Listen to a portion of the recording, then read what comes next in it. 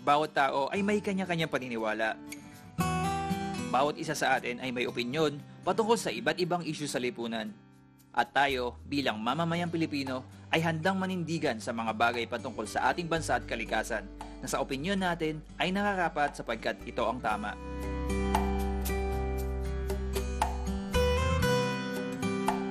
Isa sa mga issues na ito ang mining.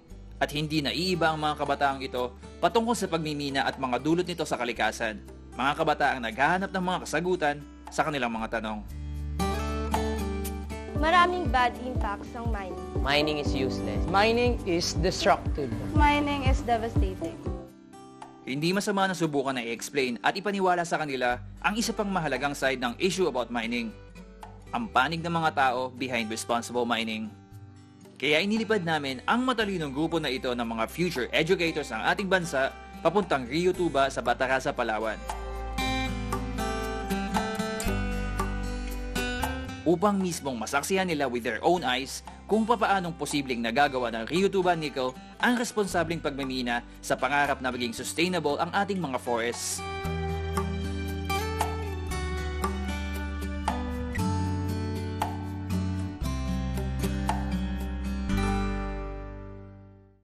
Masaya namin pinasubok sa kanila ang ilang activities na maaaring gawin dito mismo sa loob ng Rio Tuba Nickel Mined-Out Area na kasalukuyan ng na-rehabilitate. Considering na hindi sila mining engineering students, masayang makita na namangha sila sa proseso ng pagmimina at ang pinaka-importanting kung papaanong posibleng na ibabalik ang ganda ng forest na napagminahan na.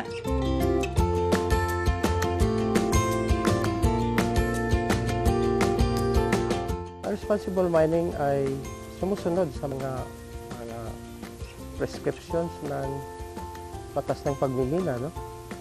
So, may paraan na sinusunod ang Tuba Nickel Mining Corporation na kung saan pagkatapos ma-extract ang ore o ma-extract siya ay maipababalik ang vegetation, no?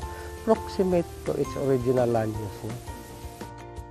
Bumisita din sila sa pinagmamalaking state-of-the-art na eskwelahan dito mismo sa loob ng compound ng RTN, kung saan bawat estudyante na nag-aaral dito ay nakaka-experience na matuto gamit ang mga pinakamodernong technologies in learning.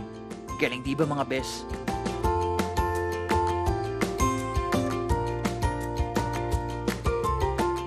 Pagkatapos ng kanilang pagbisita, ano na kaya ang kanilang opinion about mining?